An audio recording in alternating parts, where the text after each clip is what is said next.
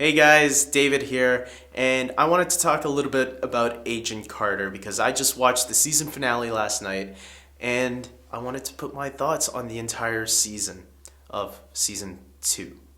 So basically, season 2 has Agent Carter returning Peggy Carter, for those of you that don't know, who was the girlfriend of Captain America. And I gotta say, I think this season was a little bit stronger than the first season. I think it had a really nice flow to it. It took its time setting things up in the beginning, but I felt once it really started off in episode 3 or 4, things really took off really nicely. I felt the ending of the season, the finale, anyways, was a little weak. Not too weak, but it was still a satisfying ending. I thought it just got a little bit confused for its own good. I don't even think the writers knew what they were doing by the end of it, on who was on what side and all that. I felt it got a little lost in that.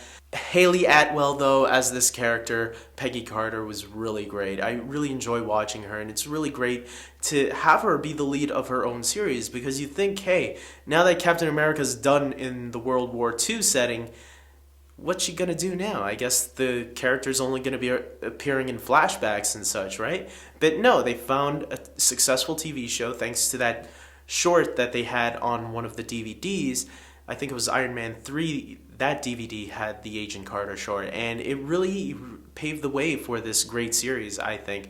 I really like the 1940s feel to the show. It really gives something unique to a television show that you haven't seen yet before, and I really have been enjoying that aspect of the series.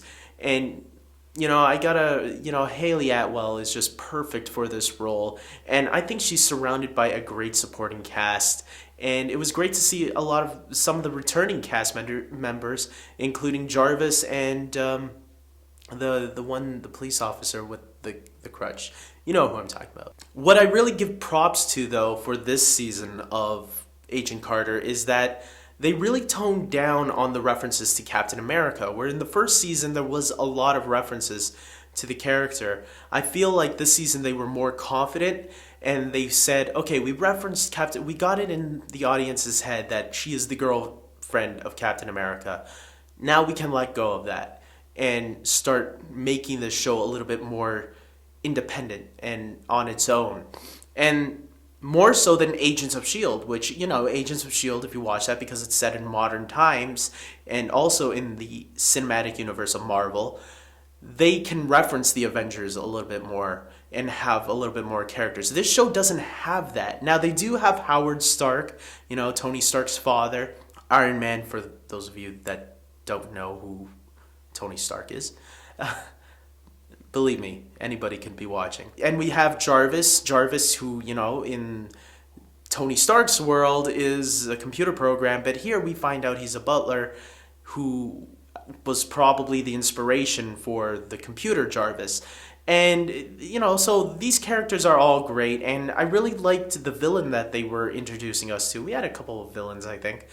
But the main villain who was distorted because of the dark matter. I thought she was a pretty interesting villain, and she was nicely used as the season continued. I thought, this is a pretty interesting villain that we're having here, and I think that's something the Marvel TV shows have over the Marvel movies, is that they get to develop these villains a little bit more than the movies have time to do, where the movies center, they have their heroes as the main focus.